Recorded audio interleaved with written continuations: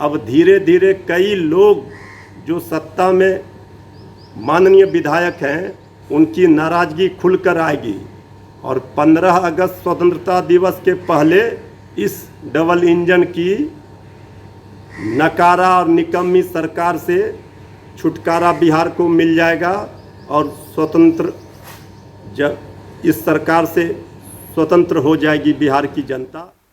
क्या बिहार की राजनीति लेगी एक नया मोड़? क्या बिहार की सियासत में होने वाला है बड़ा परिवर्तन? ये सवाल इसलिए क्योंकि जिस तरीके से बिहार की सबसे बड़ी विपक्ष के तौर पर खड़ी पार्टी राजद के तमाम नेताओं की तरफ से लगातार इस बात के दावे किए जा रहे हैं कि लॉकडाउन खत्म होते ही उनके आला कमान बिहार वापस लौटेंगे और बिहार की सत्ता परिवर्तित हो जाएगी। नमस्कार, मैं हूं शुभी और आप देख रहे हैं न्यूज फाउंडेशन। इन दिनों बिहार के सियासी गलियारों में कई तरह की चर्चाएं गूंज रही है। लगातार मुख्यमंत्री नीतीश कुमार के ऊपर अलग अलग तरीके से सवाल खड़े किए जा रहे हैं और साथ ही साथ बिहार की बदहाली की तस्वीर साझा करते हुए बिहार की जनता को अपनी ओर आकर्षित करने की हर वो जोर आजमाइश की जा रही है। और इन सब के बीच इतने सारे दावे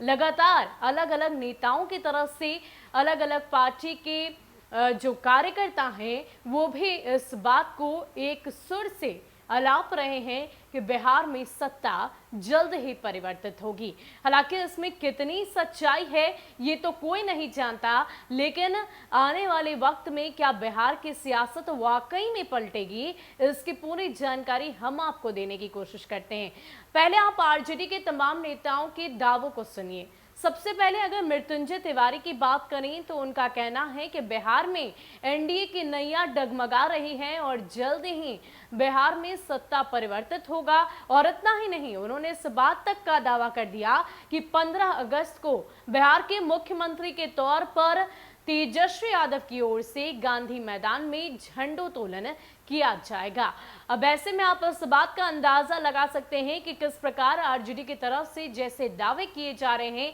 जिस मजबूती के साथ सत्ता परिवर्तन होने की बात कही जा रही है, ऐसे में बिहार की सियासत क्या सचमुच एक नए मोड़ पर जाकर खड़ी होगी? इन सब के बीच भाई वीरेंद्र, जो आरजेडी के वरिष्ठ नेता भी हैं, उनकी तरफ से भी बयान दिया गया कि बिहार में लॉकडाउन खत्म होगा और हमारे आला कमान यानी कि लालू प्रसाद यादव जब बिहार लौटेंगे तो बिहार की राजनीति पूरी तरीके से बदल जाएगी, करवट लेगी और बिहार में सत्ता परिवर्तित हो जाएगी। फिलहाल अगर राजद सुप्रीमो लालू प्रसाद यादव की बात करें तो लालू प्रसाद यादव भी कुछ खास सक्रिय दिखाई दे रहे हैं। लगातार अपने सोशल मीडिया के माध्यम से बिहार की जनता को समझाने की कोशिश की जा रही है कि किस प्रकार बिहार में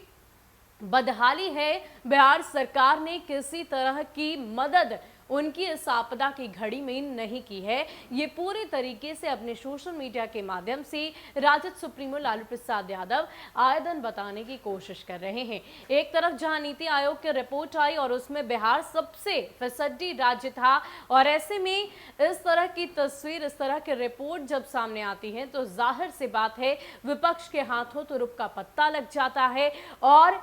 इसका पूरा फायदा विपक्ष की ओर से उठाया जाता है। और यही कर रहे हैं राजद सुप्रीमो लालू प्रसाद यादव, उनकी पूरी पार्टी और साथ ही साथ उनकी पूरी फैमिली भी। चाहे हम उनकी 7 समंदर पार बेटी रोहिणी आचार्य की बात करें या फिर उनके बड़े लाल पूर्व स्वास्थ्य मंत्री रहे तेज प्रताप यादव की, या फिर नेता प्रतिपक्ष तेजस्वी यादव की, ये सभी अपने सोशल मीडिया से इतने ज्यादा सक्रिय हैं और वो भी मुख्यमंत्री नीतीश कुमार के खिलाफ जो कुछ भी सामने आ रहा है, जिन मुद्दों को लेकर आवाज उठाई जा सकती है उन मुद्दों को लेकर आवाज उठाई जा रही है और हर वो जोर आजमाइश की जा रही है कि बिहार की जनता को अपने खेमे में लिया जा सके। हालांकि बिहार विधानसभा चुनाव की समाप्ति के बाद जैसे ही रिजल्ट की घोषणा हुई, उस दिन से लेकर आज तक इस बात के दावे विपक्ष की ओर से किए जाते हैं कि इस बार तो बिहार में उनके हाथों सत्ता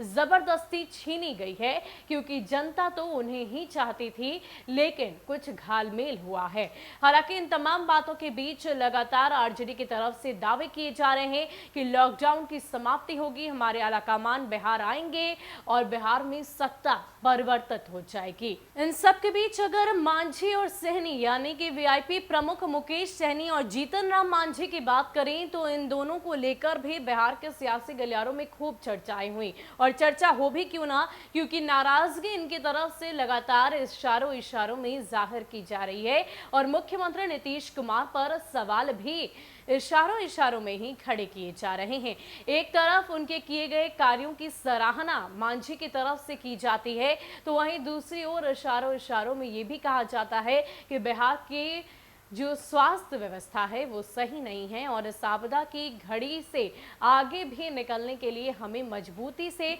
अपने स्वास्थ्य उपकेंद्रों की बदहाली को बदलना होगा और अच्छी और मजबूत स्वास्थ्य व्यवस्था बिहार की जनता के लिए रखनी होगी। अब ऐसे में मांझी की नाराजगी को लेकर, उनके बयानों को लेकर एक तरफ पीएम मोदी पर सवाल करते हैं, फिर वीआईपी प्रमुख सहनी से अकेले में मुलाकात कर तस्वीरें साझा की जाती है और इन तमाम बातों को लेकर बिहार के सियासी गलियारों में खूब चर्चाएं हुई और विपक्ष की ओर से भी खूब चुटकियां ली गई। ये तक कहा गया, खुला ऑफर दिया गया कि आप चाहें तो हमारे खेमे में आ सकते हैं, आपके लिए हमारे दरवाजे हमेशा खुले हुए हैं। यानी कि इन तमाम बातों को अगर एकत्रित करें तो इस तरीके से आरजेडी के दावे करना कहीं गलत तो नहीं लगता, लेकिन